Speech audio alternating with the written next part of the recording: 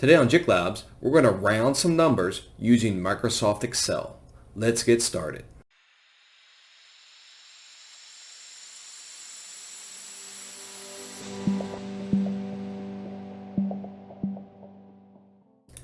Now that you have Excel open and ready to go, we're going to be looking at this sheet that we've made for showing you all how to round.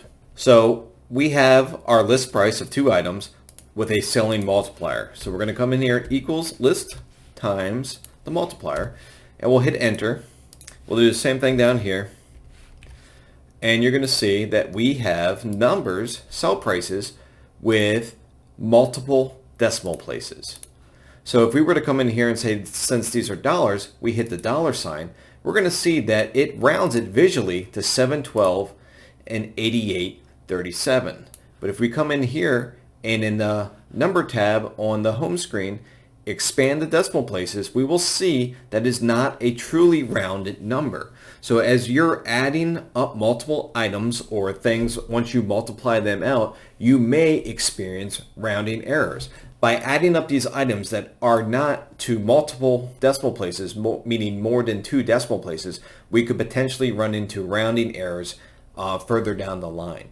So these equations are going to help us cut that out, round to the nearest decimals, or the nearest 10 cents or 20 cents or penny, or even to a whole dollar. So with any Excel equation, we start with equals. We're going to type in round for round, open the parentheses. The very first thing we need to do is select the number that we want to round. So that's going to be C6, which is our selling price, and then we're going to hit the comma. And then with this round function, it wants to know how many digits we want to go to. So for this example, we're going to go to 2 decimal places. And since we know our rounding rules, 0.1175 should round to 12. So we're going to come in here and hit enter, and we see 0.712, just like we expected.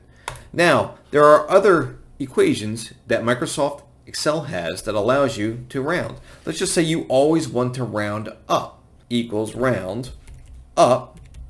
Open the parentheses. Once again, we're going to select that selling price, comma, number of decimal places. We want to say 2 again, and we'll hit enter.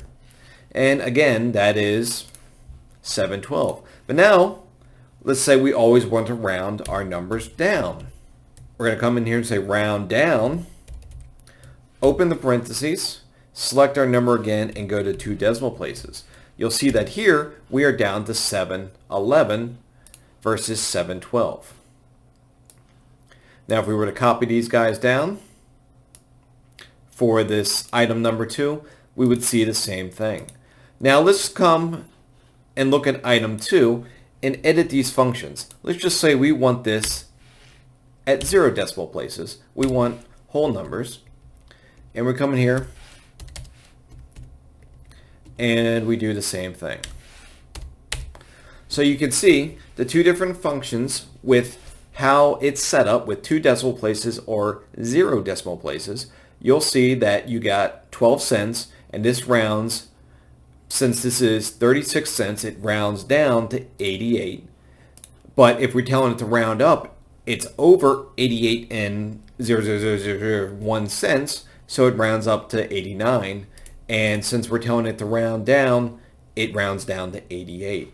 So there's another item we can look at, and let's say we want to know what this is divisible by 5, the closest rounded by 5. And that would be MRound, open the parentheses, select the number, and then we're going to select the multiple of that number. And we're going to close those parentheses. And you're going to see that that is the closest number of 5 for 711.75 is 5. Let's come in here real quick, lock this cell into place, and we're going to copy it down. Once we copied it down, you can see that the closest for 8836 divisible by 5, or the multiple of 5, is 90. If you come here and change this to 1, you'll get 7 and 88, but if we want to go by multiples of 10, we're going to get 10 and 90. And if you start jumping up higher and higher, say 20, well, 7 is closer to 0 than it is 20, and 8836 is closer to 80 than it is 20. So let's do 100. And you're going to see that. So right now we'll just leave it at 5. You can play with these functions as you wish. Let's come in here and show you these equations so you can copy them and use them at your leisure. But round is a very nice feature that's going to take your decimal places, and if you just hit the dollar sign, it's going to visually round that number for you, or sometimes you can increase and decrease those decimal places. So let's just say we left them as decimals and we decreased it down as such. It visually rounds it for us, Excel does, but behind the scenes all of those additional digits are still there, which down the line of analyzing your data could potentially give you rounding errors. And then once you're done doing all of your analysis, looking through everything, you're going to be, how am I off 1 penny? All these numbers are matching up. 712 and 88, 37, everything looks good. What's going on? It's because most likely there's some data behind the scenes that you visually can't see. Rounding to the nearest dollar, nearest decimal places, or whatever criteria that you need is going to save you hopefully some hassle in the long run with any phantom rounding errors. Thanks for joining JiK Labs today. Hopefully you found these rounding equations helpful. Don't forget to like and subscribe. Hit that little notification bell so you're always up to date with our latest videos. Thanks for watching. Select the number that we wish. Select the number wish.